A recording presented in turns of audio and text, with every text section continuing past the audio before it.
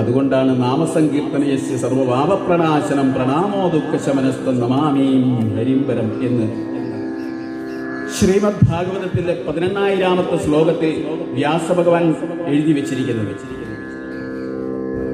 ജന്മാദ്യസ്യതോ അന്യയാതിതരതനുച്ചാർത്യക്ഷുവിജ്ഞകസ്വരാജ് തേനേ ബ്രഹ്മഹൃദായ ആദികവയെ മുഹ്യന്തിയ സൂരയഃ തേജോ വാരിവൃതായതാ വിനിമയോ യത്ര തുസർഗോ മൃഷ ധാംനസ്വേന സദാ നിരസ്തഗുഹം സത്യം പരം ധീമകം. പരമമായ സത്യത്തെക്കുറിച്ചാണ് ഞാൻ ഈ പറയുന്നത്. ആരാ? വ്യാസഭഗവാൻ നമ്മളോട് പറഞ്ഞു തരികയാണ്.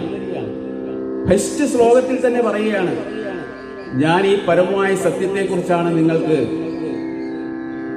പറഞ്ഞു തരുന്നത്. നിങ്ങളത് മനസ്സിലാക്കുവാനായിട്ട് ഒരു മനസ്സിനെ പരുവപ്പെടുത്തിയെടുക്കണം.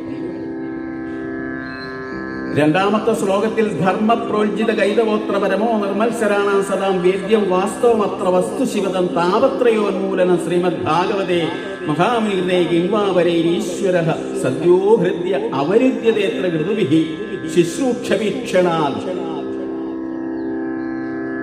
ധർമ്മം ഈ പ്രപഞ്ചത്തിൽ ഓരോ അണുവിലും ചരിക്കുന്ന ധർമ്മത്തെ നാം പാലിക്കപ്പെടുവാൻ നമ്മുടെ മനസ്സിനെ വളർത്തിക്കൊണ്ടുവരണം എന്ന് നമ്മളോട് പറയുമ്പോൾ രണ്ടാമത്തെ ശ്ലോകത്തിലാണ് ഇത് ഭഗവാൻ പറയുന്നത്. ഈ രണ്ട് ശ്ലോകങ്ങളും മഹത്തായിട്ടുള്ള ഗുരുക്കന്മാര് പറയുന്ന ഭാഗവതം മുഴുവൻ 18,000 ശ്ലോകങ്ങളും ഈ രണ്ട് ശ്ലോകങ്ങൾ അതായത് ആദ്യത്തെ സ്കന്ധത്തിലെ പ്രഥമ സ്കന്ധത്തിലെ ജന്മാദ്യസ് തുടങ്ങി ധർമ്മപ്രോജ്ജിത കൈതവം തൊട്ട് തുടങ്ങുന്ന ഈ രണ്ട് ശ്ലോകങ്ങളും നിങ്ങൾ ഹൃദയസ്ഥമാക്കുകയും ഈ രണ്ട് ശ്ലോകത്തിലെ കാര്യങ്ങൾ നിങ്ങൾ പഠിക്കുകയും ചെയ്ത ഭാഗവതം പഠിച്ചു. ഭാഗവതം എന്ന് പറയുന്നത് അമൂല്യമായ ഗ്രന്ഥത്തിലെ സാരാംശം എന്താണെന്ന് പൂർണ്ണമായിട്ടും പറഞ്ഞിരിക്കുകയാണ്. ഇത് പഠിക്കണമെങ്കിൽ ഗുരുക്കന്മാരിൽ നിന്നും കേൾവിജ്ഞാനം ഉണ്ടാവണം.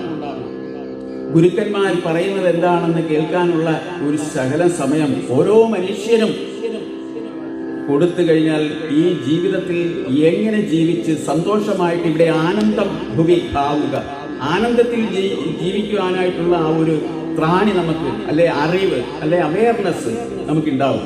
അതുണ്ടാവണമെങ്കിൽ ശ്രീമദ് ഭാഗവതത്തെ പോലുള്ള മഹത്തായ ഗ്രന്ഥത്തെ ആശ്രയിച്ചേ പറ്റുള്ളൂ. ഇതൊന്നും എനിക്ക് പറഞ്ഞിട്ടുള്ളതല്ല എന്ന് ആരും വിചാരിക്കേണ്ട. ഓരോ വ്യക്തിയിലും അടങ്ങിയിരിക്കുന്ന ഭാഗവതം ഉള്ളിൽ നിന്ന് പുറത്തു കൊണ്ടുവന്ന് ഈ ലോകത്തിന് നന്മ കാണിച്ചു കൊടുക്കുവാനായിട്ടുള്ള ഒരു പ്രചോദനം ഉള്ളിൽ വിളങ്ങട്ടെ എന്ന് പ്രാർത്ഥിച്ചുകൊണ്ട് സമയം പോലെ കാര്യങ്ങൾ മുന്നോട്ട് പറയാം എന്ന് വിചാരം